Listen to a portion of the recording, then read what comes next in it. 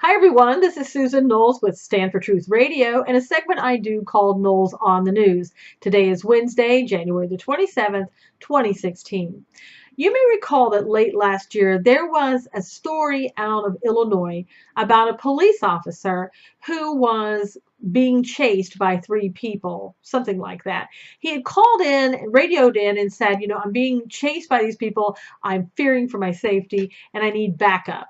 So as soon as backup got there, they discovered that the police officer was already dead from a gunshot wound.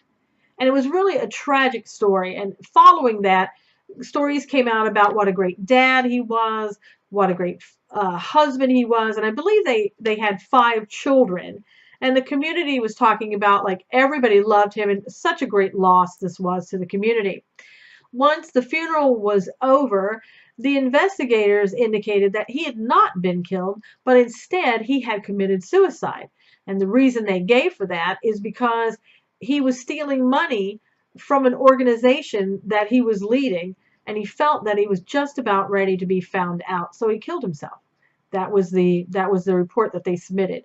Well, today his wife has been indicted by the grand jury on 4 counts of dispensing charitable funds without authority for personal benefit and 2 counts of money laundering. I mean, this story just continues to become more and more tragic as each day passes. I really feel that the tragedy here is going to be for the children. If the mother is convicted of these crimes, she could be looking at some serious time in federal prison, and that would leave these children without a parent. Let's hope this all gets resolved. You may have also heard, and I don't know how you wouldn't have heard, but that Donald Trump has decided he is not going to attend the debate in Iowa. He gives us his reasons for not wanting to attend. The fact that Megyn Kelly of Fox News is not a good moderator because she's been unfair to him. He cites as an example of the first debate in which he felt that Megyn Kelly had just given him a lot of, I don't know, personal gotcha type questions. Now, I watched that debate, and I know a lot of people say, come on, Donald, if you can't take her, how are you going to take Putin and all that type of stuff. But I did feel that the questions were unfair. At just my point of view, I felt that the other candidates did not get those type of questions, and that whole debate was just centered on Donald Trump. Now, Megyn Kelly, simply all she has to do is just step aside and say, you know what, you want another moderator so this can go forward? Great. Here, take Sean Hannity, whomever. Should she have to do that? No. But the point here is this is about the American public. This is about our country and the lifeblood of our country. I don't want egos on either side doing this. I really don't. It needs to stop. But we also need to be able to listen to the candidates and have a fair debate. We, the American public, want to hear how everyone, all the candidates that are there, how are you going to help this country? How are you going to get this country back on track? Everybody just needs to sit down, come up with a resolution, and let's let the debates go on with everybody there.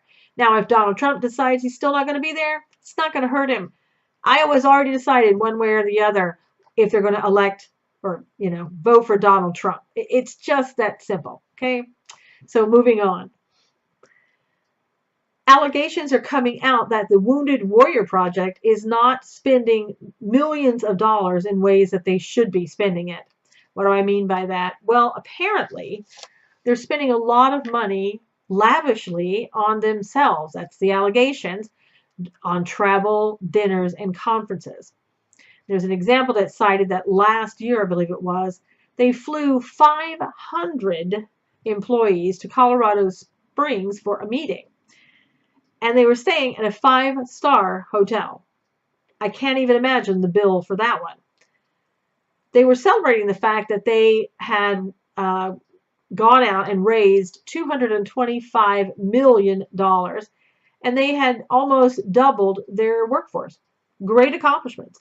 My only question is, does the Obama administration run that organization? I mean, seriously. It seems to me such a waste that you're spending money on yourselves when you're supposed to be helping wounded warriors.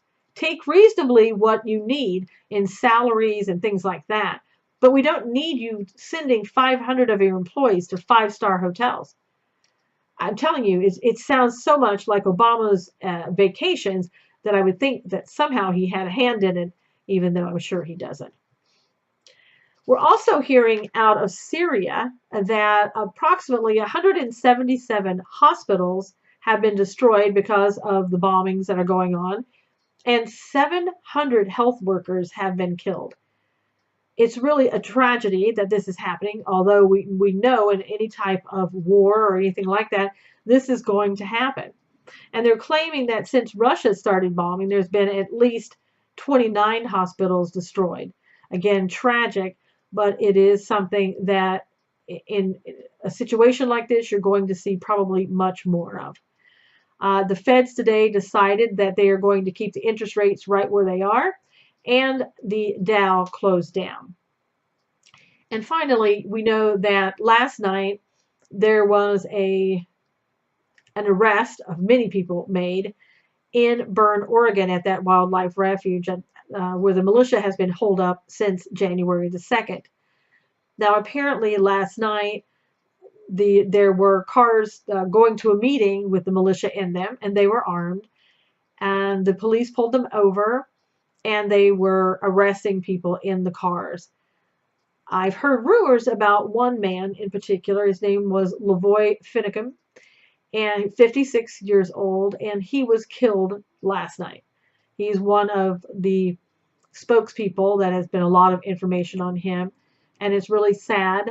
I think he left behind a wife and 11 children, so pray for the family, even if you don't agree with why he was there. I think it's just a very tragic thing. I hope it ends soon for everybody there in a more peaceful vein. Until next time, it's Susan Knowles with Knowles on the News.